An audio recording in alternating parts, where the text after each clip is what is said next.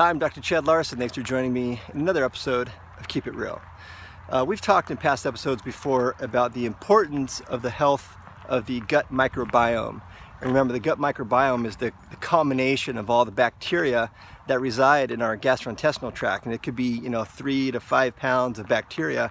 And it's very important to have that bacteria there. And but for a variety of reasons, there can be imbalances in the health of that gut microbiome. And now we know that, in fact, we've talked about this in past episodes, that there's an important relationship with the gut and the brain. It's called the gut-brain axis. And there's this sort of bidirectional signaling system between the gut and the brain.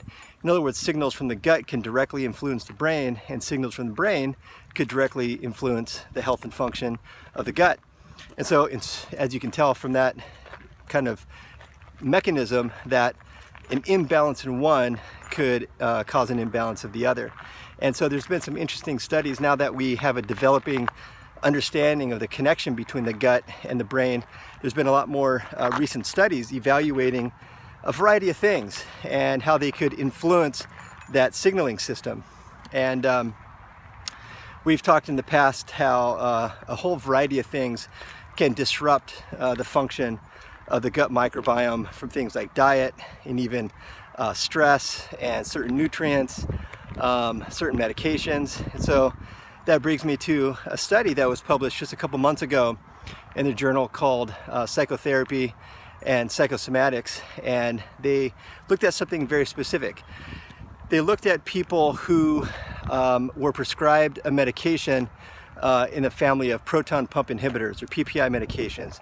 It's a very popular medication, very commonly prescribed. There's over-the-counter versions, and then there's stronger prescription versions of this medication. And they evaluated that and the effects that has on the brain with the condition of depression. And they found that people who were prescribed these proton pump inhibitors had a significant increase in the onset of depression following the prescription of the medication. And so they went to figure out why that might be. And they found a couple pretty interesting things. First of all, the proton pump inhibitor medication directly influences the function and balance of the gut microbiome. In other words, it disrupted the bacteria in the gut. And since we already know that there's an important relationship between the health of the gut microbiome and the brain, then we could see how that could influence the neurotransmitters in the brain. When I say neurotransmitters, think of like serotonin and dopamine, these important neurotransmitters for our sort of mental mood and cognition and many other things.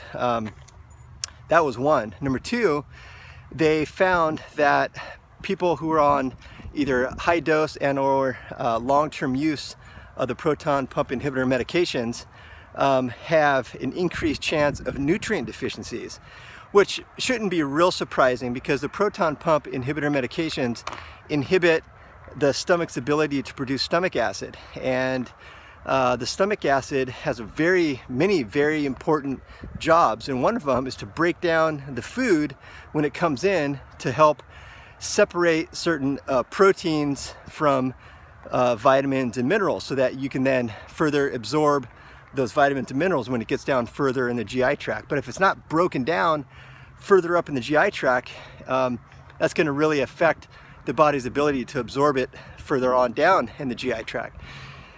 And so a couple of very key nutrients, there's probably several that are affected by this type of medication, but they found two that were kind of standouts. And those two were magnesium and vitamin B12. Both we know are very important for brain function and are also important for the production of neurotransmitters like serotonin and dopamine. And so we could pretty easily, and the researchers made the connection that the proton pump inhibitor was disrupting certain physiological processes in the body that led to depression. And this is a very large population study, and there is a very significant connection between the use of the proton pump inhibitor medications and the onset of depression. And I should say that the use of these medications and the prescription, a physician prescribing this medication can be absolutely correct and could be the best thing for that patient at that time. But even the manufacturer of these medications would tell you that this is supposed to be only short-term treatment. PPIs are supposed to be only used for very short term, and after having done lots of medical intakes, I see that people are on these medications for years, and all the research indicates that that is not a good idea for this medication. And we could see now from this recent study where the first time that I've seen researchers really tackle this particular topic of this medication influencing depression. So it's very interesting in that regard, and kind of helps to fill in some gaps of knowledge that I think we have about this medication and some of the side effects. So it is very interesting, and you can kind of play it out in your head a little bit about how this could kind of create a bit of a slippery slope of medications. A person goes to their doctor for some heartburn, and the doctor goes, okay, well, let's just put you on this proton pump inhibitor medication and see how that goes. So they go on the medication, and then they go in for their yearly visit the next year, and they say, hey, last time I prescribed that medication, how'd that go? I said, yeah, it went pretty good. It seemed to help. And they said, okay, great. How's everything else going? Well, my stomach feels a little bit better. I don't get the reflux as much, but I'm feeling the blues a little bit, feeling kind of depressed. And so is there anything that you could do, to help me out with that?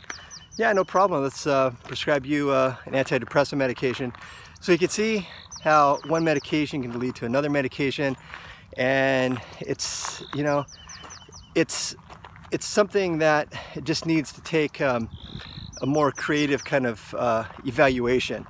Take a step back and go, okay, is this new symptom that the patient is describing, is that possibly a side effect from a medication that we prescribed before? And I think us as doctors, and also all of us as healthcare care consumers, have to be able to make this important connection, because this is real and the data is clearly indicating this. So we just have to be more thoughtful and understanding of the interactions that our medications have with a whole list of physiological processes in the body, including this very, very important gut-brain connection. So I'll keep reading the studies and bringing the information. Hopefully you learned something and that was helpful. Until then, keep it real.